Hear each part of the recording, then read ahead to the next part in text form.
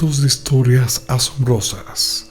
Voy a hablarte en primera persona sobre un personaje importante en la Biblia.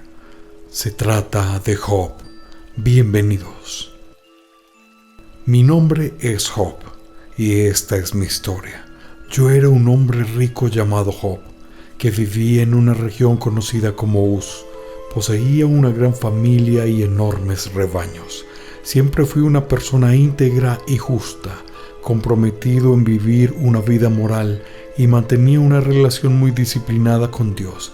En la tierra de Uz, yo era conocido por ser irreprochable y honesto, temiendo a Dios y apartándome del mal. Tenía 7 hijos y 3 hijas. Poseía 7,000 ovejas, 3,000 camellos, 500 yugos de bueyes, 500 asnos y un gran número de siervos. Era considerado el mayor entre todos los pueblos del oriente. Mis hijos solían celebrar fiestas en sus casas en sus cumpleaños e invitaban a sus 3 hermanas a comer y beber con ellos.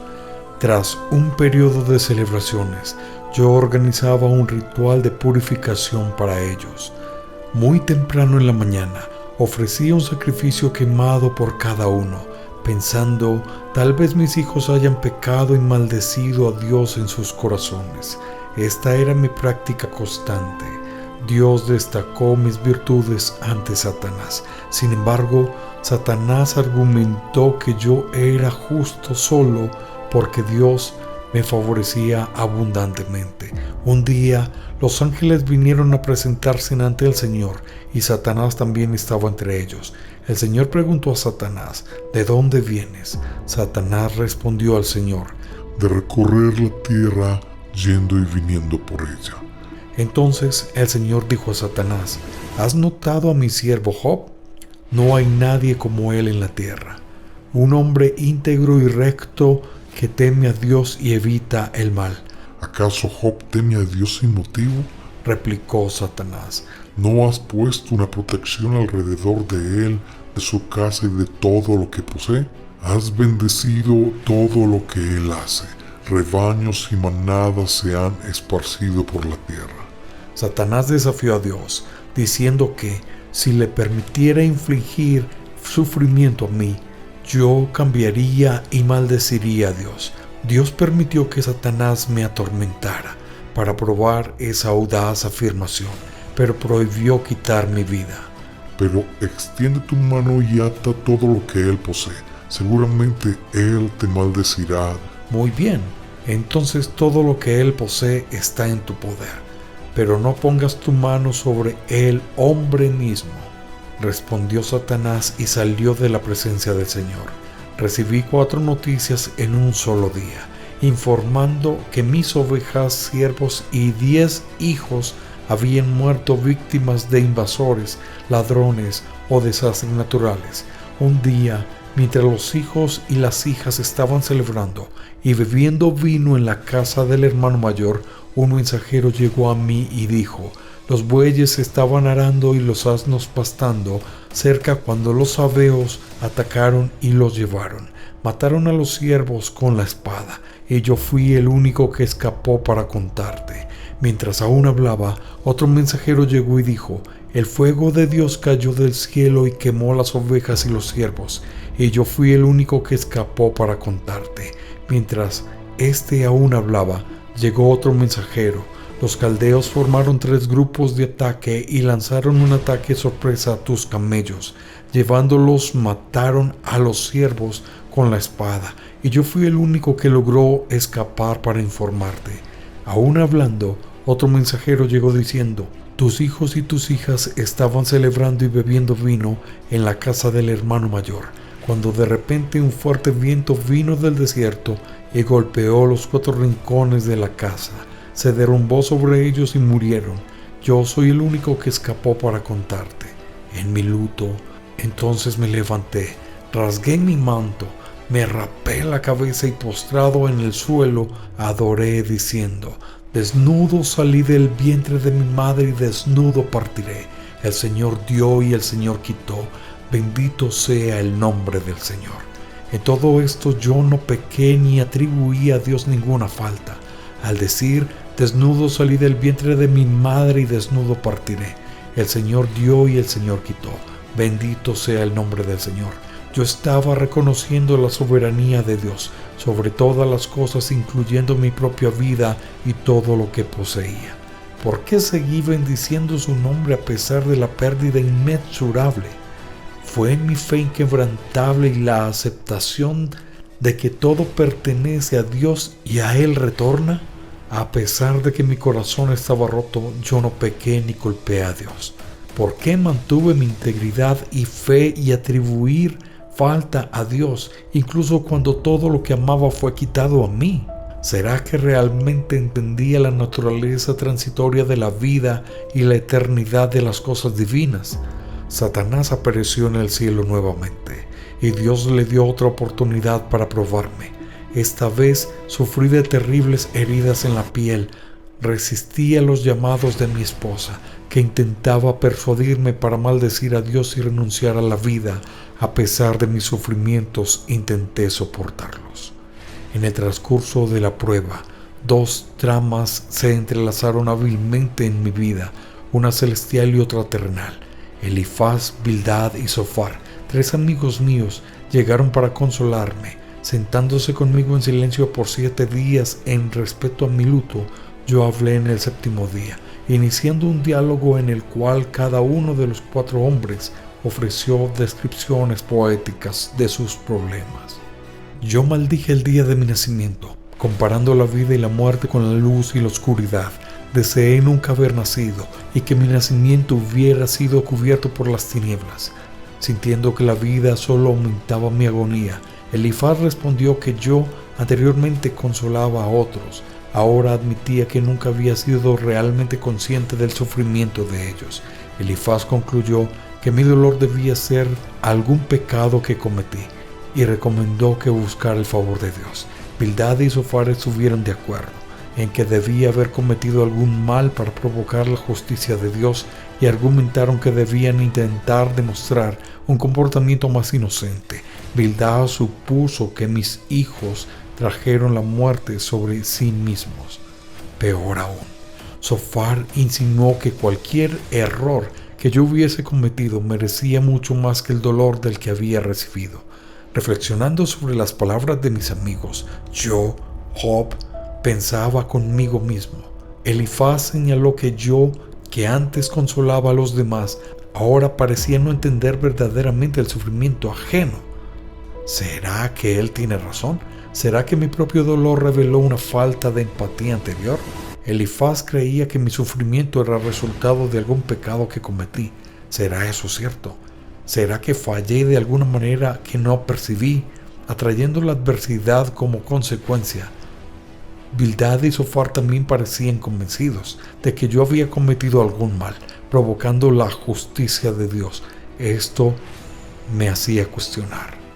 ¿Será que injusticia involuntaria o desconocida de mi parte podría haber llevado a tales calamidades? Bildad fue aún más lejos, sugiriendo que mis hijos podrían haber causado su propia muerte por sus acciones. Esto me atormentaba. ¿Cómo podría aceptar que la tragedia que cayó sobre mis hijos inocentes fuera de alguna forma merecida? Zofar insinuó que cualquier error mío merecía aún más dolor del que estaba enfrentando. Esto me hacía reflexionar profundamente sobre la naturaleza del sufrimiento y de la justicia divina. ¿Será que existe una proporción directa entre nuestras faltas y los sufrimientos que enfrentamos? ¿Aún realmente sufriendo más de lo que merezco o hay algún propósito mayor en este dolor que aún no puedo ver? Estas palabras de mis amigos pesaban sobre mí y ellos intentaban encontrar razones para mi sufrimiento, pero sus palabras a menudo sonaban como acusaciones. Yo luchaba internamente para no entender la naturaleza de la justicia divina. Cuestionaba si algo en mi vida que merecía ser corregida o si este sufrimiento era parte de un plan mayor, insondable para la comprensión humana. Reaccioné a cada uno de estos comentarios, tan irritado que llamé a mis simpatizantes médicos inútiles que enmascaraban su ayuda con mentiras. Mis oídos han oído y han entendido esto. Lo que ustedes saben, yo también lo sé. No soy inferior a ustedes, pero yo deseo hablar con el Todopoderoso y discutir mi caso con Dios. Pero ustedes me difaman con mentiras. Son todos médicos inútiles. En mi reacción a las palabras de mis amigos, yo, Job, dialogaba conmigo mismo. Cuando respondí a mis amigos sentí una irritación profunda. ¿Por qué me sentí tan provocado por sus palabras? Ellos estaban tratando de ayudar, pero ¿por qué sus palabras sonaban tan vacías y falsas para mí? Los llamé médicos inútiles. ¿Será que fui duro de más con ellos o será que realmente no entendían mi dolor y sufrimiento? Yo les dije a ellos, mis oídos han oído y han entendido esto. Lo que ustedes saben, yo también lo sé. No soy inferior a ustedes. ¿Por qué sentí la necesidad de afirmar mi comprensión y conocimiento? ¿Será que sentía que ellos me veían como ignorante sobre los caminos de Dios y las razones del sufrimiento humano? Quería que ellos supieran que yo también buscaba respuestas, que yo no era menos sabio o entendido que ellos, pero lo que realmente deseaba era hablar con el Todopoderoso, discutir mi caso directamente con Dios. ¿Por qué la presencia de Dios parecía la única solución para mí? ¿Será que porque solo Dios podría entender verdaderamente lo que yo estaba pasando y ofrecer las respuestas que yo buscaba, ellos me difamaron con mentiras? ¿O solo su interpretación tratando de hacer sentido de la situación? ¿Por qué sus palabras sonaban tan vacías y sin comprensión para mí? ¿Será que verdaderamente su ayuda y consuelo solo podrían venir de un encuentro genuino y directo con Dios y no a través de las palabras y racionalizaciones humanas? Estos pensamientos me asombraban mientras luchaba con mi sufrimiento y la búsqueda de respuestas. ¿Será que mi irritación era un reflejo de mi propia angustia y confusión o una respuesta justa a la falta de verdadera empatía y comprensión por parte de mis amigos? Yo cuestionaba por qué Dios juzga a las personas basándose en sus acciones, cuando Él fácilmente corregir o perdonar esos actos. Estaba perplejo cómo un ser humano podría satisfacer completamente la justicia de Dios, dado que los caminos de Dios son misericordiosos y más allá de la comprensión humana. Además, los humanos no pueden convencer a Dios con sus palabras. Dios no se deja engañar, y admití que ni siquiera conocía lo suficiente para defender mi caso ante Dios. Yo ansiaba por alguien que pudiera mediar entre mí y Dios, para que no fuera condenado en el Seol y el inframundo. Creía que en el cielo había un testigo o redentor que atestiguara mi integridad. Yo sé que mi redentor vive y que al final se levantará sobre la tierra. Ahora mismo mi testigo está en el cielo, mi abogado está en las alturas. Porque esa necesidad de un mediador era tan fuerte en mi corazón. Yo no quería ser condenado al Seol, el sombrío inframundo. ¿Será que mi anhelo por un redentor revelaba una profunda comprensión de la necesidad de intersección en relación entre lo humano y lo divino? Yo creía firmemente que en el cielo había un testigo o un redentor que atestiguaba mi integridad. Yo sé que mi redentor vive y que al final se levantará sobre la tierra. Estas palabras expresaban mi fe inquebrantable en una justicia mayor. Pero ¿quién sería ese redentor? ¿Una figura celestial, un ángel o un aspecto del propio Dios? ¿Cómo sabía de su existencia? ¿Era una convicción nacida de la fe o del desespero? Ahora mismo mi testigo está en el cielo, mi abogado está en las alturas. Esta idea me brindaba consuelo. Había alguien, algún ser celestial, que conocía mi verdad, mi integridad y mi inocencia. Significaba esto que, a pesar de mi sufrimiento y de la incomprensión de lo que me rodeaba, había un reconocimiento divino de mi situación. Esta creencia en un Redentor celestial me hacía sentir que, aunque injusticiado en la tierra, mi causa sería justificada en el cielo. Reflejaba esto un entendimiento profundo de que la verdadera justicia va más allá de lo que es visto y entendido en pleno terrenal. Estaba mi fe anclada no solo a la esperanza de alivio terrenal, sino en la certeza de una vindicación divina y eterna. Estos pensamientos sobre un mediador entre mí y Dios me hacían reflexionar sobre la naturaleza de la relación humana con lo divino. Todos nosotros, en nuestros momentos más oscuros y confusos, anhelamos este tipo de intersección y comprensión que trasciende de lo mundano y toca lo divino. El sufrimiento se volvió insoportable para mí y me sentí amargado, ansioso y asustado. Lamenté la injusticia de Dios al permitir que personas malas prosperaran, mientras que yo y otras personas honestas sufríamos. Quise confrontar a Dios y protestar, pero no podía encontrarlo físicamente. Pensé que la sabiduría estaba oculta de la humanidad, pero resolví perseguirla temiendo a Dios y evitando el mal. Eventualmente Dios intervino en el diálogo. Durante mis discursos pedí a Dios 36 veces que hablara conmigo. Ahora mi deseo fue atendido. En las 2 ocasiones en que Dios habló conmigo, esto sucedió en medio de una tormenta.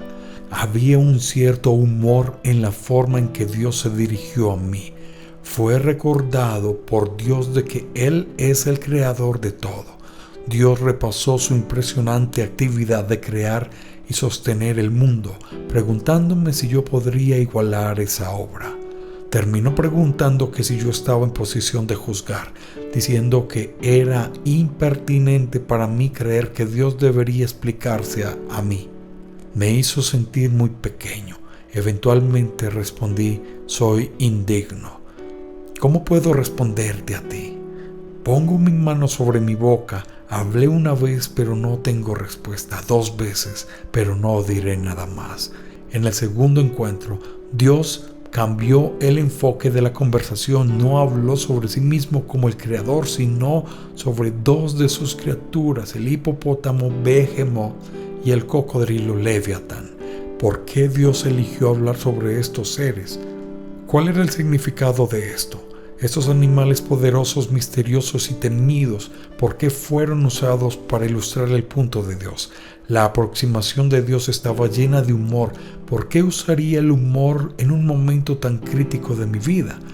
Era para mostrarme que, a pesar de la gravedad de mi situación, aún hay un espacio para una visión más ligera de la existencia. Él me preguntó sobre mis pensamientos respecto a esas criaturas.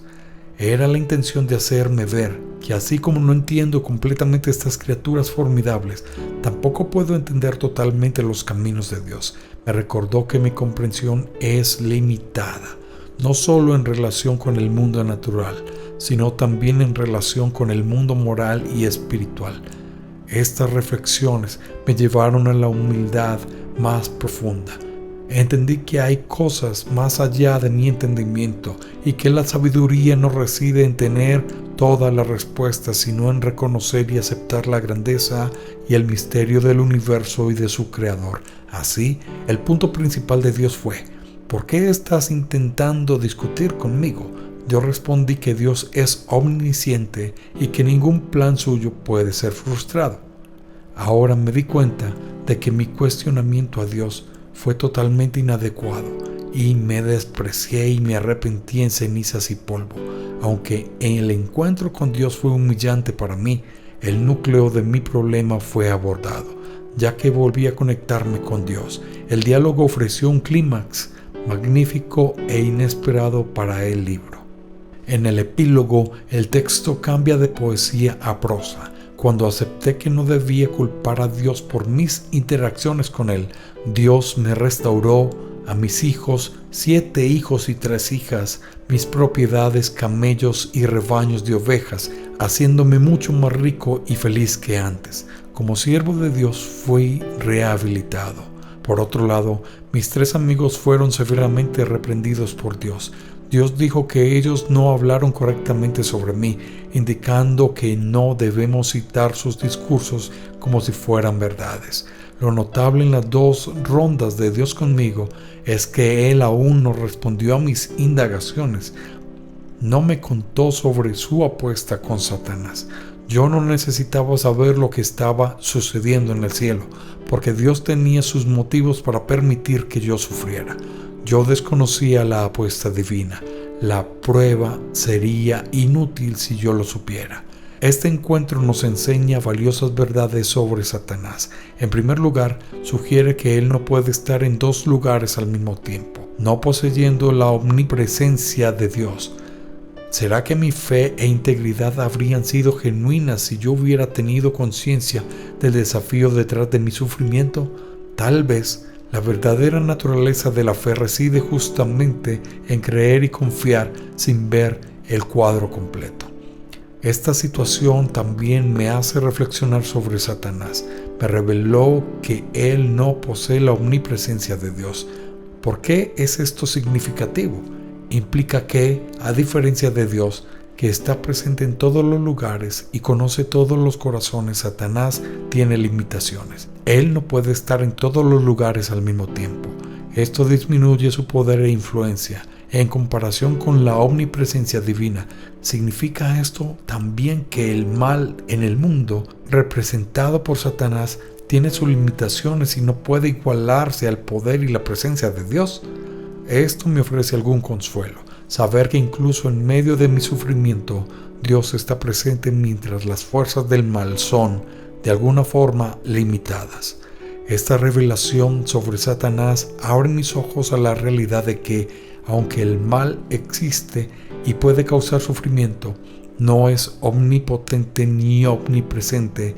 Dios, en su omnipresencia y omnisciencia, tiene un plan mayor que trasciende las limitaciones del mal. Tal vez haya una lección aquí sobre el poder relativo del bien y el mal y sobre dónde reside la verdadera supremacía y presencia constante. ¿Por qué yo estaba sufriendo más que otras personas? Era la cuestión central abordada. Existen dos puntos de vista. Primero, mis amigos estaban seguros de que mi sufrimiento se debía a mi pecado. Segundo, yo estaba convencido de que no estaba pecando y protestaba mi inocencia. ¿Cuál fue mi mayor dolor? Esto esclarece la importancia de este tema. Fue una confrontación física.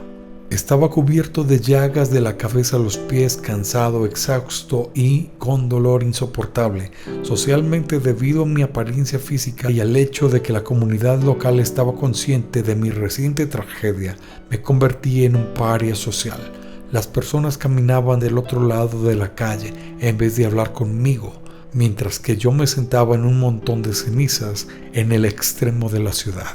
E incluso los adolescentes se reían de mí. Mentalmente, enfrenté un dolor mental de no saber por qué estas cosas angustiantes estaban sucediendo, especialmente porque parecía no haber nada a mi paso que lo indicara.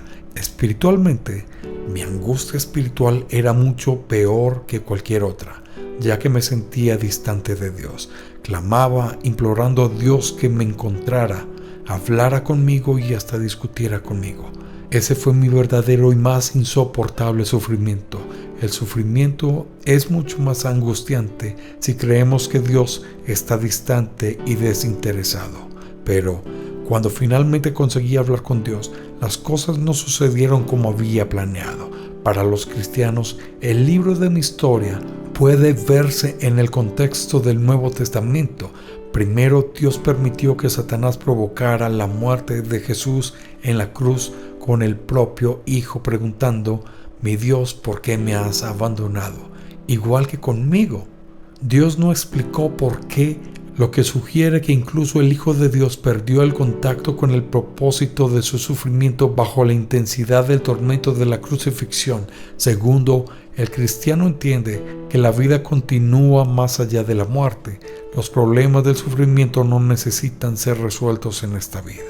Es interesante notar que en la versión griega del libro de mi historia, de Job, se añadió un versículo adicional afirmando que yo resucitaría con aquellos a quienes el Señor resucitará.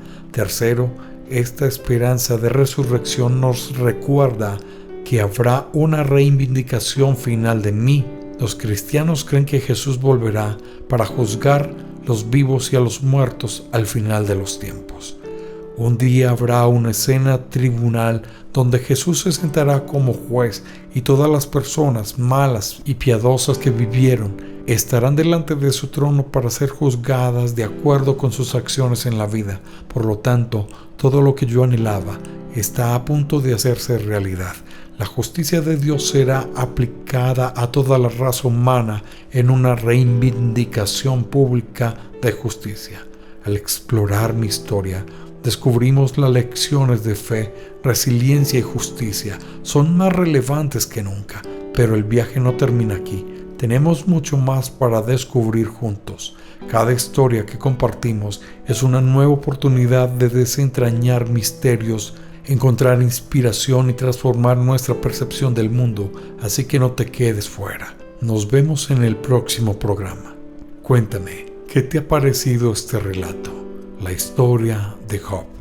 Nos vemos en el próximo programa de Relatos de Historias Asombrosas. Soy Charlie Uribe. Hasta pronto.